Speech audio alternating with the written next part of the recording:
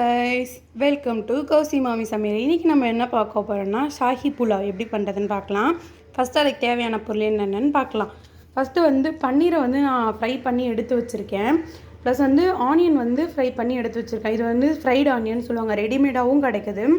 Ginger garlic paste, bay leaf, பட்டை, ஏலக்காய், கிராம்பு, அன்னாசிப்பூ மூக்கு, ப்ளஸ் கொஞ்சமாக க்ரீன் பீஸ் எடுத்து வச்சுருக்கேன். பேபி கேரட், எங்கள் வீட்டில் பெரிய கேரட்டில் இருந்தாலும் நான் பேபி கேரட் வாங்கி குட்டி குட்டியாக நறுக்கி வச்சுருக்கேன். வெங்காயம் ஒரு 1.5 வெங்காயம் நறுக்கி வச்சுருக்கேன்.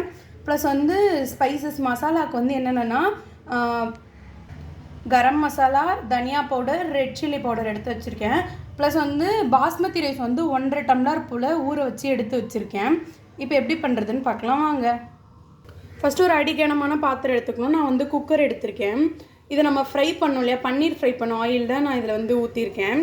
நெக்ஸ்ட்டு பட்டை, லவங்கம் அதெல்லாம் ஆட் பண்ணிக்கலாம்.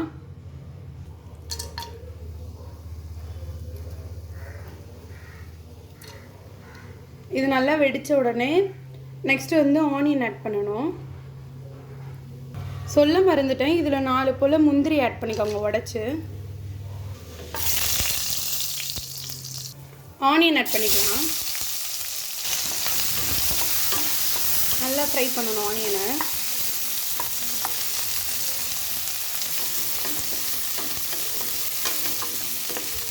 அப்புறம் கொத்தமல்லி, புதினா ஆட் பண்ணோம். இதுவும் சொல்ல மறந்துட்டேன், சாரி.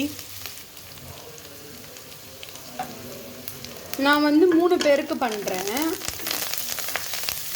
ஆட் பண்ணதுக்கப்புறம் இது நல்லா கொஞ்சம் ஒரு வதங்கினதுக்கப்புறம் நம்ம ஜிஞ்சர் கார்லிக் பேஸ்ட் ஆட் பண்ணிக்கலாம்.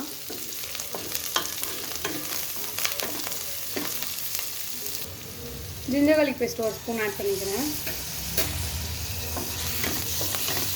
கடைசியாக நீங்கள் நெய் ஆட் பண்ணால் அது ஒரு டேஸ்ட் சூப்பராக இருக்கும். நீங்கள் தாளிக்கும் போது ஆட் பண்ணலாம், இல்லைனா எண்ணெய் விட்டதுக்கப்புறமும் நீங்கள் ஆட் பண்ணிக்கலாம்.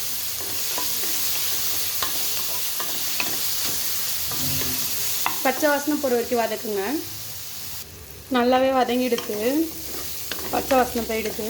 இப்போ நம்ம எடுத்து வச்சுருக்க காய் 2 ஆட் பண்ணிக்கலாம்.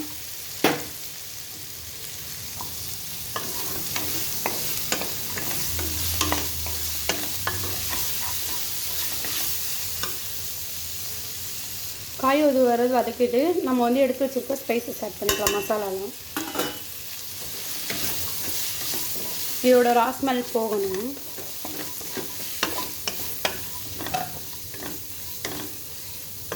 நல்லா கொஞ்சம் ஒரு 2 மினிட்ஸ் அந்த ராஸ்மெல் போகிற வரைக்கும் வதக்கி விடுங்க. நல்லா ராஸ்மெல் போயிடுது. இப்போ நம்ம அரிசி ஆட் பண்ணிக்கலாம்.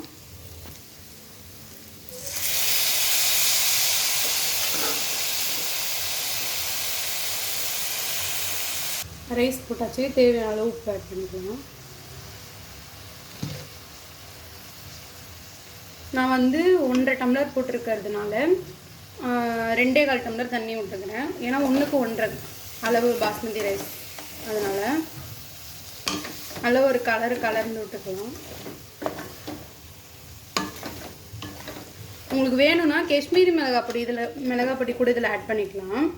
இப்போ நம்ம எடுத்து வச்சுருக்க ஃப்ரைடு ஆனியன்ஸும் ப்ளஸ் ஃப்ரைடு பன்னீரும் ஆட் பண்ணிக்கலாம்.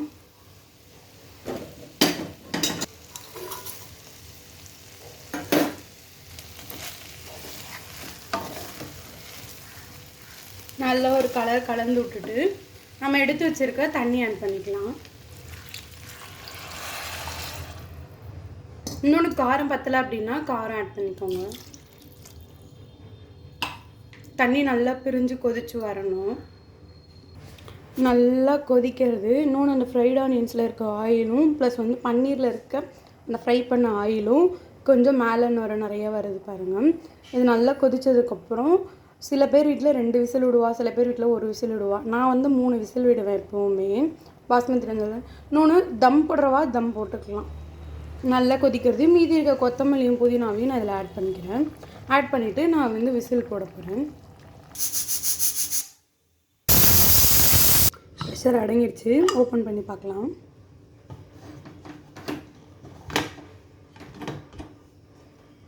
சூப்பராக இருக்குது பாருங்கள்.